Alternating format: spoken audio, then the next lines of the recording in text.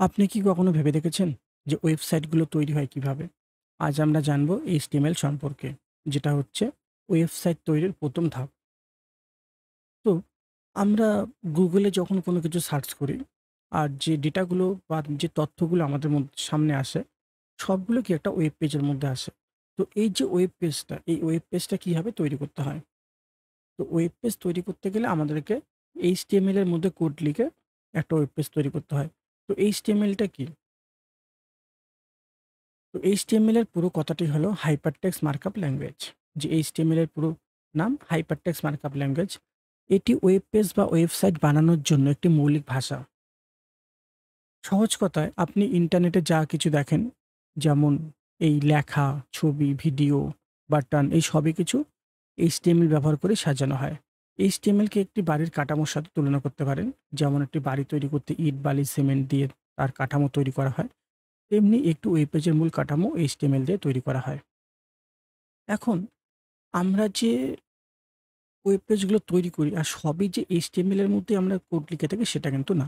কারণ HTML এর পাশাপাশি আমাদেরকে আরো ২ টো ল্যাঙ্গুয়েজের মধ্যে লিখতে হয়। এক হচ্ছে CSS, আরেক হচ্ছে JavaScript। এই ২ টো ল্যাঙ্গুয়েজ আমাদেরকে ব্যবহার করতে হয়। তো এখানে HTML টা হচ্ছে কি একটা বাড়ির কাঠামো। এখন সেই বাড়ির ওয়ালের কালার কি হবে, এসি কোথায় বসবে, ফার্নিচার গুলো কোথায় বসবে, যেরকম এই সমস্ত কাজগুলো আমাদেরকে সেট করতে হয়। সেরকমই একটা ওয়েব পেজের মধ্যে লেখার কালার কি হবে, ব্যাকগ্রাউন্ড কালার কি হবে, লেখাটার স্টাইল কি হবে, এই লেখার মধ্যে ক্লিক করলে কোন পেজ ওপেন হবে, এই সমস্ত কাজও আমাদেরকে করতে হয়। তো এই যে কাজগুলো, এই কাজগুলো করার জন্য আমরা CSS টাকে ব্যবহার করে থাকি। আর JavaScript এর সাহায্যে লজিক্যাল যে কাজগুলো, সেই কাজগুলো হয়ে থাকে। তো একটা ছোট্ট কমান্ড লিখে আমরা দেখব যে HTML এর মধ্যে কিভাবে আমাদেরকে কোড লিখতে হয়। এখন HTML এ কোড লেখার জন্য অনেক সফটওয়্যার আছে। আমরা VS Code বলে একটা ফ্রি সফটওয়্যার আছে, সেটা ইউজ করতে পারি। বা অনেক পেইড সফটওয়্যার আছে, আমরা সেগুলো ইউজ করতে পারি। তো এখানে আমরা নোটপ্যাডটাকে ইউজ করব।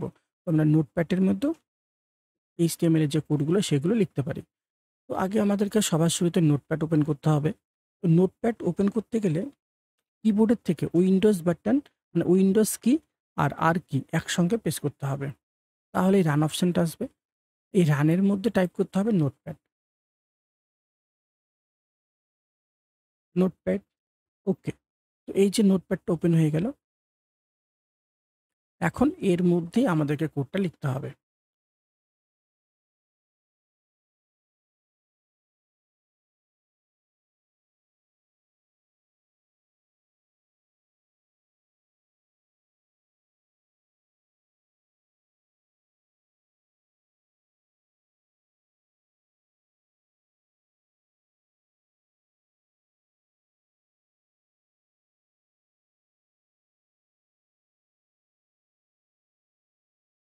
তো এইভাবে আমাদেরকে আগে কোডটা লিখতে হবে। লেখার পর এখন এটাকে সেভ করতে হবে। সেভ করতে গেলে আসতে হবে ফাইল, তারপর এখান থেকে সেভ অ্যাজ, এখানে আসবো। আসার পর এখন এর মধ্যে একটা নাম দিতে হবে যে আমি ফাইলের নাম কি রাখবো? লিখলাম ফার্স্ট পেজ। এখন এই যে নোটপ্যাড, নোটপ্যাডের এক্সটেনশন কি হয়? TXT। কিন্তু আমরা এখানে HTML এর প্রোগ্রাম তৈরি করছি। যার জন্য ফার্স্ট নেম, মানে ফাইল নেমের পাশে ডট HTML কথাটা আমাদেরকে লিখে নিতে হবে।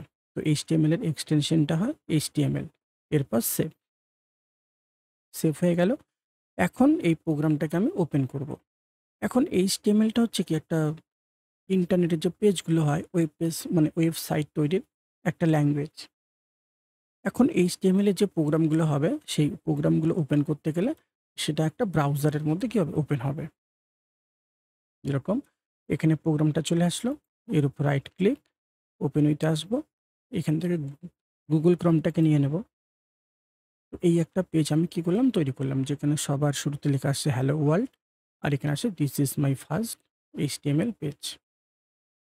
তো এই যে জায়গাটা, এই জায়গার মধ্যে আমরা এত কিছু লিখলাম, কিন্তু প্রোগ্রামটা যখন আমরা রান করছি, ওপেন করার পর কি আমাদের সামনে এইটুকু একটা লেখা আসলো। তো এত কিছু তাহলে লেখার মানে কি? তো HTML এ যখনই আমরা কোনো কোড লিখব, আমাদেরকে সবার শুরুতে ডক টাইপ এইচটিএমএল দিয়ে স্টার্ট করতে হচ্ছে। তো এখন এইচটিএমএল এর প্রতিটা লাইন বাই লাইন আমরা বুঝে নেব। এইচটিএমএল এর প্রতিটি শব্দের অর্থ। হাইপারটেক্সট এর মানে হলো এটি শুধু সাধারণ টেক্সট নয়, এখানে এক পাতার সাথে অন্য পাতার লিঙ্ক তৈরি করা যায়। আপনি যখন কোনো লেখার উপর ক্লিক করে অন্য একটি পেজে চলে যান, সেটি হলো হাইপারটেক্সটের উদাহরণ। মার্কআপ এইচটিএমএল এ কিছু বিশেষ কোড বা ট্যাগ ব্যবহার করে। এই ট্যাগগুলো ব্রাউজারকে বলে দেয় যে কোন লেখা বা ছবি কিভাবে দেখাতে হবে। যেমন H1 ট্যাগ দিয়ে বোঝানো হয় এটি একটি বড় হেডিং এবং P ট্যাগ দিয়ে বোঝানো হয় এটি একটি প্যারাগ্রাফ।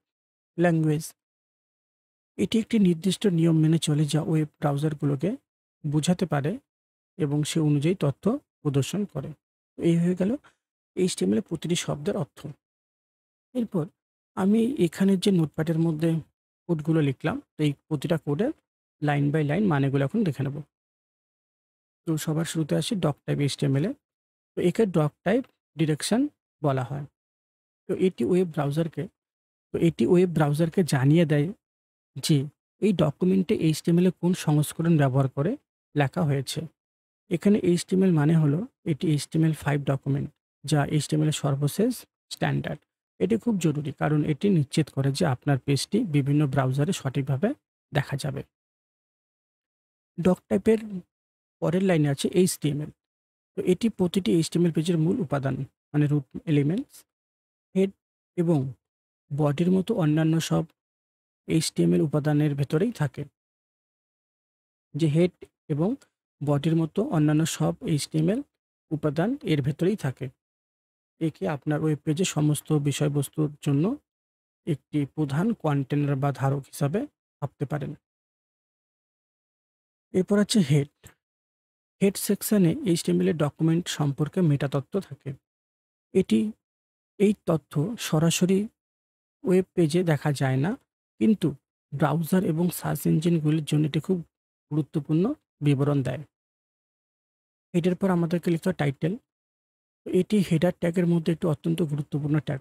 টাইটেল ট্যাগের ভেতরে লেখা, তো টাইটেল ট্যাগের মধ্যে আমরা পেজের যে টাইটেলটা দেবো সেই টাইটেলটা এখানে শো হবে। ব্রাউজারের ট্যাব বা উইন্ডোজ টাইটেলের বারে প্রদর্শন হয়। যে টাইটেল ট্যাগটা ব্রাউজারের ট্যাব বা উইন্ডোজ টাইটেল বারের মধ্যে প্রদর্শন হয়। সার্চ ইঞ্জিনগুলো এই টাইটেলকে সার্চ রেজাল্টে আপনার পেজের শিরোনাম হিসাবে ব্যবহার করে। এরপর আছে বডি ট্যাগ। বডি সেকশন হলো যেখানে আপনার ওয়েব পেজের দৃশ্যমান বিষয়বস্তুগুলি থাকে। ওয়েব পেজে আপনি যা কিছু দেখেন, যেমন লেখা, ছবি, লিঙ্ক, ভিডিও, ফর্ম ইত্যাদি সবকিছু বডি ট্যাগের মধ্যে রাখা হয়। তো এই হয়ে গেল HTML এর যে ট্যাগগুলো আমরা এখানে ইউজ করি সেই ট্যাগগুলো সম্বন্ধে কিছু বিবরণ।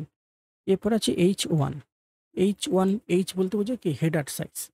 আর এখানে হেডার সাইজ ৬ টা হয়ে থাকে। H1, 2, 3, 4, 5, 6। 1 মানে একদম বড়, 6 মানে একদম ছোট। মানে H1 মানে এই হেডিংটাকে ব্রাউজার সবথেকে বেশি গুরুত্ব দেবে।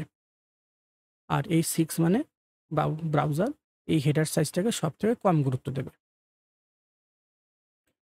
যেরকম এখানে বলছে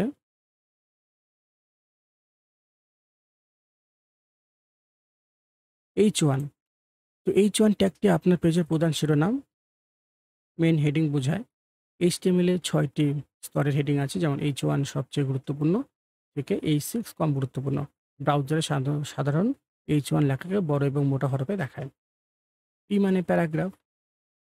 প্যারাগ্রাফ ট্যাগটি একটি প্যারাগ্রাফ বা অনুচ্ছেদের নির্ধারক করতে ব্যবহৃত হয়।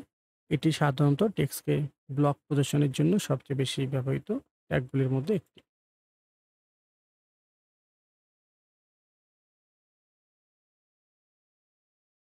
আর এই যে HTML এ যখন আমরা কোনো কোড লিখব, তো এখানে নিয়মটা হচ্ছে আমরা শুরুতে যে ট্যাগগুলো ইউজ করব, সেগুলো আবার শেষে বন্ধ করে দিতে হবে। তো HTML এ যখনই আমরা কোনো ট্যাগ লিখি, এই যে কিছু লাইন, এই কয়েকটা লাইন আমাদেরকে প্রতিটা পেজের মধ্যে লিখতে হবে। ডক টাইপ HTML মানে আমরা HTML এ কোন ভার্সানে কাজ করছি, কোন ভার্সানে প্রোগ্রামিং করছি। HTML এটা হচ্ছে আমার পেজের মেইন কন্টেনার, যে এর মধ্যেই টোটাল কনটেন্টটা থাকে। তারপর হেডার মানে পেজের হেডিংটা, যেটা মেইন পেজের মধ্যে দেখাবে না, কিন্তু ব্রাউজারকে সাহায্য করে থাকে।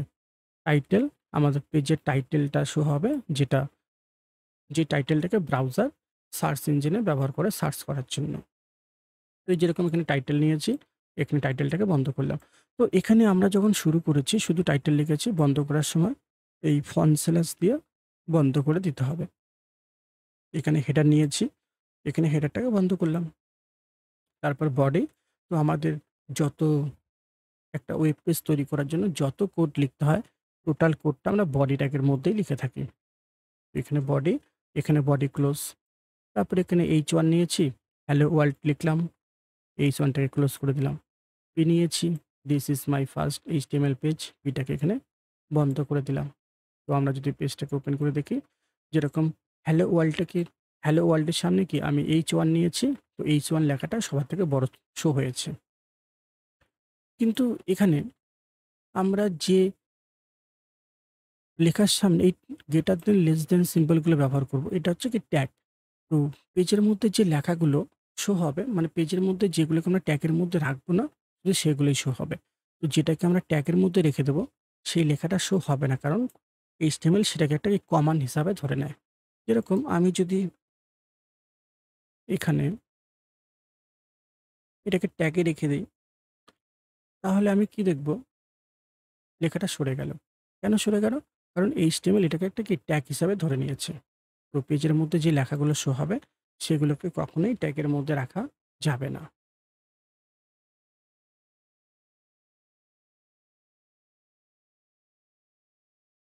HTML এ আজকের এই ভিডিওটি যদি ভালো লেগে থাকে, তাহলে অবশ্যই লাইক করবেন, কমেন্ট করবেন।